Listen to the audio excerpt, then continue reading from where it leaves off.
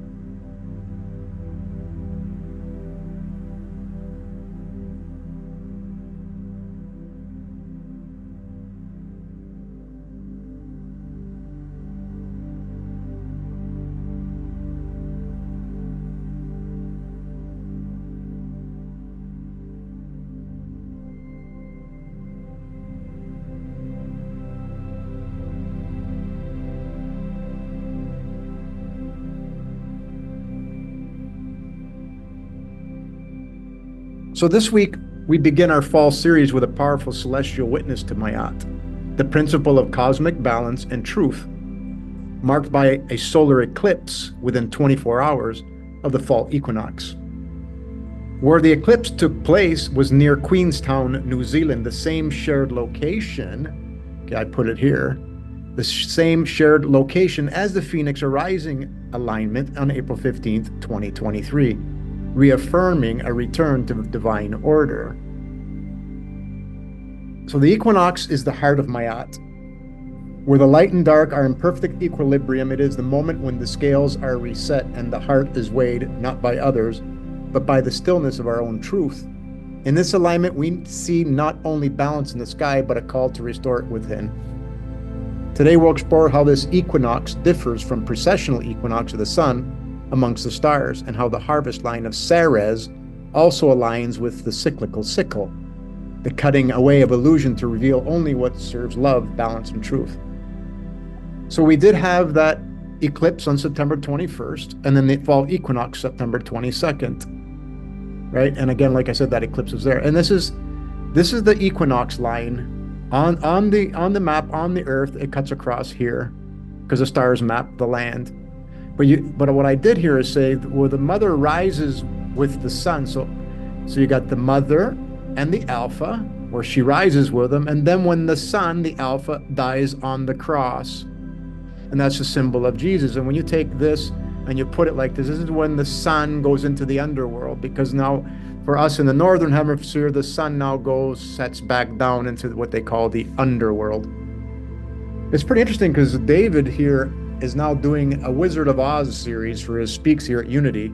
And Oz, when you put the circle of the alpha beta around, the O to the Z is the bottom portion of the chart. So Ceres is the harvester, and there's the weighing of the heart. It is about balance, and it is about that balance on the cross, and it's about not making waves. So the equinox is a reminder of that. On this slide, we now witness the sun not only balancing on the equinox of the seasons, but aligning precisely with Spica, the harvest star, the precessional equinox on October the 17th, 2025. The very next day, October 18th, the sun aligns across Eris, the divine feminine Isis or Mary. Together we see the Ma and the At, the equinox in the stars, returning us to the heart of the Mayat principle. This is the true weighing of the heart ceremony, not symbolic, but literally inscribed in the heavens. The cross is an integral judgment scale, and the one on the cross is the Son, the Christ, being weighed against the eternal field of the stars. Mayat is the measure, and Spica, the harvest line, is the threshold. Are we aligned with love, balance, and truth? On the 17th, 18th, Mary, which is at the 0 Aries arise. Remember, Aries is arise. She's going to be there with Chiron, the wounded healer. And this is where all of us who are going through all these waves, every one of us has got a story to tell and help people, is where the sun's in the underworld meets right across the sun. The sun is that spica. Spica is the grain of harvest. If you look on the Egyptian walls, that's what it is. It's the grain of wheat. So this is the 17th of October in the stars. So this is always a reminder to us, and people will be feeling these energies. They absolutely will be feeling these energies. And people will be leaving the visible because it's their time to go. That's the sun dying on the cross. When you die on the cross is a harvest season. Doesn't mean everybody's going. That's not what I'm saying. But there is going to be indications with people, and people will be feeling this. So then if we look closely, I just want to do this as a reminder because we talked about this quite a few weeks back about Uranus doing its 3-time across Alcyone, the 7 sisters, the Pleiades, which is the ear, which is the hearing, which connects straight to the heart. This is going to happen on the 2nd time in October, so close to Halloween. What are you going to hear? So these are just beautiful alignments that are happening in the stars that make us remember. So harmony in the Bible, this is part of Mayat. The wolf shall dwell with the lamb. The lion shall eat straw like the ox. They shall not hurt nor destroy in all my holy mountain. Everyone is at peace. As we reflect on the true meaning of Mayat, we must look not just to the sky or the stars, but to what's happening in our hearts, revealed by what we see and experience around us. This verse from Isaiah is a perfect mirror of the Mayat principle. This is not only a promise of the future, it is a measure of the present. When we see harmony among the so-called opposites, when predator lies with prey and peace, this is when we know our hearts are light, measured not on scales made of stone, but by the world we co-create. So ask yourself, are the beings around me at peace? Am I seeing unity in diversity? This is an external reflection of Mayat, the field of truth, justice, and harmony. It's time to come back into alignment with all living beings, to return to the mountain of stillness, to be at one with Mayat. Now, somebody mentioned that the feather of Mayat, I think it was Rosemary, said it was the ostrich feather. And what's going on in the world with ostriches? I'm not even going to paint that picture because they're going to be fine. They're infinite beings too. But what are we doing? How silly are we? Where's the love? Are we afraid of a virus that doesn't exist? People are kicking the beehive and Mother Nature will win all day long.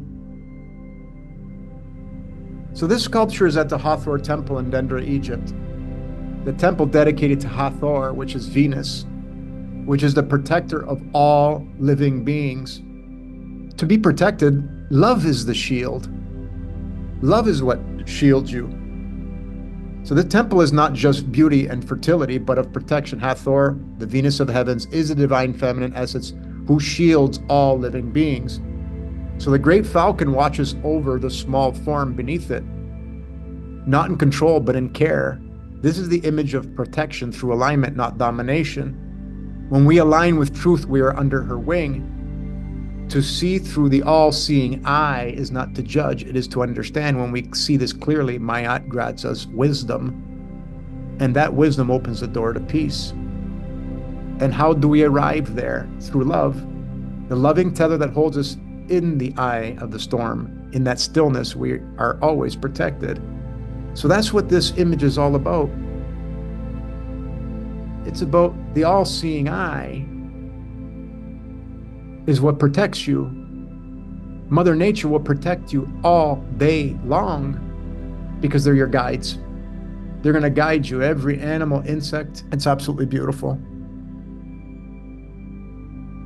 So the Mayat is equal to the equinox. It's equal to equity. It's equal to the heart as light as a feather. And remember this here, right? When you save something, a feather will be. I just explained this to Kathy's cousin about this whole thing. And he asked his wife for a sign who just left the visible. And then on his floor in his house, he found a feather. No idea how it got there. So all in equity. The wisdom of the equinox. We end where all journeys return, the scales of Mayat, the balance point, the equinox, where day and night are equal, and so too must be the heart, as against the feather. In this image from the Egyptian papyrus, we see the eternal principle of equity and action. The heart is not weighed by another, it is weighed against truth itself, the feather of Mayat. And when the heart is found to be as light as a feather, as light as love, the soul walks forward not to judgment, but to sovereignty. Here the throne does not belong to a ruler over others, but one who has remembered their place in harmony with all life.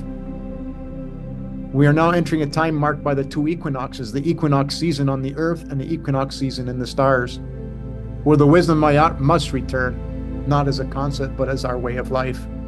All beings are sovereign. Don't forget, we all come back and we take turns being all the different beings. We're not always human.